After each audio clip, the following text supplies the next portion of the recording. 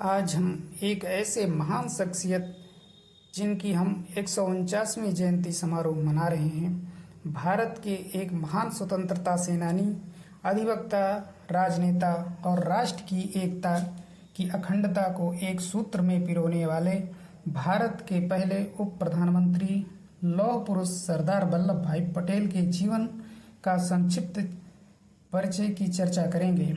इनका पूरा नाम वल्लभ भाई जावेर भाई पटेल था। इनका जन्म 31 अक्टूबर 1875 को नाडियाड, गुजरात में हुआ था। इनके पिता जावेर भाई पटेल, माता लाडबा देवी की यह चौथी संतान थे। पिता जावेर भाई पटेल जो रानी लक्ष्मीबाई के सेना में सैनिक थे। इनकी शिक्षा दीक्षा सरदार वल्लभ भाई पटेल की प्राथमिक शिक्षा करमसाद, गुजरात में हुई थी और 1897 में 22 वर्ष की उम्र में इन्होंने मैट्रिक परीक्षा पास की। सन 1900 में इन्होंने जिला अधिवक्ता परीक्षा पास की, जिससे उन्हें वकालत करने की अनुमति मिली। सन 1910 में सरदार वल्लभ भाई पटेल कानूनी करियर बनाने के लिए मिडिल टेम्पल लंदन गए। लंदन में डिग्री प्राप्त करने के बाद सन 1913 में सरदार वल्लभ भाई पटेल अहमदाबाद आपराधिक कानून के अग्रणी बैरिस्टर बने। राजनीतिक जीवन सरदार वल्लभ भाई पटेल अपनी राजनीतिक जीवन की शुरुआत 1917 में अहमदाबाद नगर निगम के स्वच्छता आयुक्त बने। सन 1917 में वल्लभ भाई पटेल पहली बार गांधी जी के संपर्क में आए। गांधी जी के अहिंसा और सत्याग्रह से प्रभावित होकर गांधी जी के अनुयायी बन गए। खेड़ा आंदोलन 1918 में गुजरात के खेड़ा डिवीजन में भयंकर सूखा की चपेट में था, जहां किसानों ने सरकार से करों से छूट मांगी, लेकिन सरकार किसानों के करों को छूट देने से इनकार कर दिया, जिसके कारण वल्लभ भाई पटेल सभी किसान संगठनों को संगठित कर सरकार को झुकने के लिए मजबूर कर दिया। बारदोली आंदोलन सन 1928 में बारदोली तालुका खंड जो बाढ़ और अकाल से पीड़ित था, फिर भी वहां पर ब्रिटिश सरकार ने 30% की भारी कर वृद्धि किसानों पर लगा दी, जिससे किसान आंदोलित हो उठे। वल्लभ भाई पटेल ने किसानों से नो टैक्स का अभियान चलाया। अभियान में सरकार झुक गई। इस सफल आंदोलन के लिए बारदोली की महिलाओं ने सरदार वल्लभ भाई पटेल को सरदार की उपाधि दी। राष्ट्रीय आंदोलन में सरदार वल्लभ भाई पटेल का योगदान। सरदार वल्लभ भाई पटेल गांधी जी के द्वारा चलाए जा रहे नमक सत्याग्रह का प्रचार करने के लिए इन्हें साबरमती जेल में सरकार के द्वारा डाल दिया गया। असहयोग आंदोलन में इनकी भूमिका। गांधी जी द्वारा चलाए गए असहयोग आंदोलन का सरदार वल्लभ भाई पटेल ने भरपूर सहयोग किया। अब इन्होंने खादी पहनना शुरू कर दिया और विदेशी वस्तुओं और वस्त्रों का बहिष्कार किया। भारत छोड़ो आंदोलन 8 अगस्त 1942 को मुंबई के ग्वालियर टैंक मैदान में इन्होंने बड़े ही ओजस्वी भाषण दिया, जिसके कारण ब्रिटिश सरकार ने अन्य वरिष्ठ कांग्रेसी नेताओं के साथ इनको कैद कर अहमदनगर किले में डाल दिया। आज़ादी के बाद सरदार वल्लभ भाई पटेल का योगदान। 2 सितंबर 1946 को अंतरिम सरकार में सरदार वल्लभ भाई पटेल गृह मंत्री बने और 15 अगस्त 1947 को स्वतंत्र भारत के पहले उप प्रधानमंत्री, गृह मंत्री तथा राज्य मंत्री और सूचना प्रसारण मंत्री बने। भारत विभाजन के बाद सरदार वल्लभ भाई पटेल का योगदान। स्वतंत्र भारत के समय भारत में 565 देशी रियासतें थीं। सरदार पटेल ने अपने सचिव बीपी मेनन के साथ मिलकर भारतीय संघ में राज्यों का एकीकरण जैसी जटिल समस्या और उलझन भरी समस्या को बड़े ही शांतिपूर्ण ढंग से निपटाया।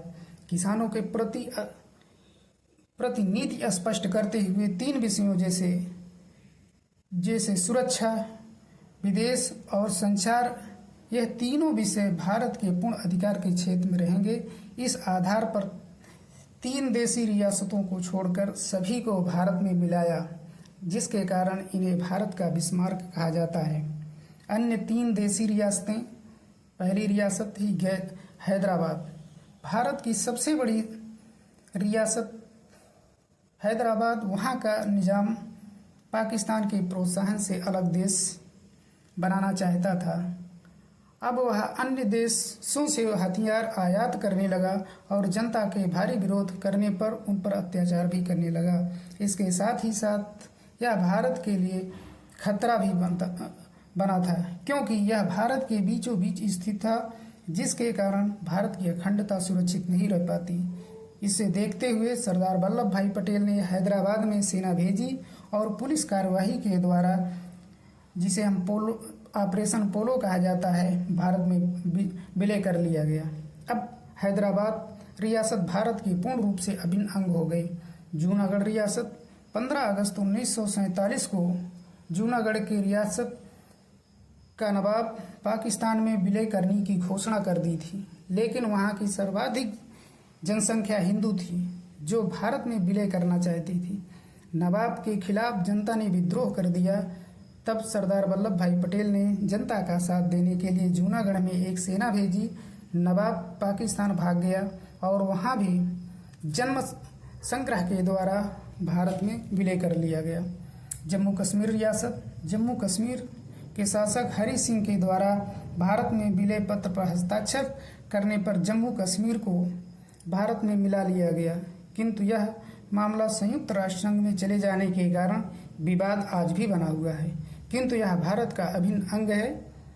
इनका निधन, सरदार वल्लभ भाई पटेल का निधन 15 दिसंबर 1950 को मुंबई 92 में हृदय गति रुक जाने के कारण हो गई। सरदार वल्लभ भाई पटेल का अन्य क्षेत्रों में योगदान। भारत के विभाजन होने के पश्चात शरणार्थी समस्या बन गई थी, जिसे सुलझाने का कार्य भी इन्होंने किया। भारत को एक सशक्त स्थिर लोकतंत्र देने के लिए इन्होंने ICS के जगह पर भारतीय प्रशासनिक सेवा IAS का गठन किया और उसे मजबूत आधार दिया। भारतीय संविधान सभा में सरदार वल्लभ भाई पटेल का योगदान। सरदार वल्लभ भाई पटेल संविधान सभा के कई समितियों के अध्यक्ष बने, जैसे मौलिक अधिकार समिति, प्रांतीय संघ समिति, अल्पसंख्यक जनजाति समिति। इनके उत्कृष्ट योगदान के लिए इनको सम्मान दिया गया। सरदार वल्लभ भाई पटेल के अखंड भारत के निर्माण में उत्कृष्ट योगदान करने के लिए इन्हें सन 1991 मरणोपरांत भारत का सर्वोच्च पुरस्कार भारत रत्न से सम्मानित किया गया। स्टैचू ऑफ यूनिटी, जिसे एकता की मूर्ति भी कहा जाता है, 31 अक्टूबर 2018 को प्रधानमंत्री नरेंद्र मोदी ने इनकी 143वीं जयंती पर मूर्ति का अनावरण किया। यह मूर्ति 182 मीटर ऊंची है, जो विश्व की सबसे ऊंची प्रतिमा मानी जाती है। यह नर्मदा नदी के बीचों बीच साधु बेट नामक द्वीप पर स्थित है। इनके अप्रतिम योगदान के लिए उनके जन्मदिन को 31 अक्टूबर को राष्ट्रीय एकता दिवस के रूप में मनाया जाता है।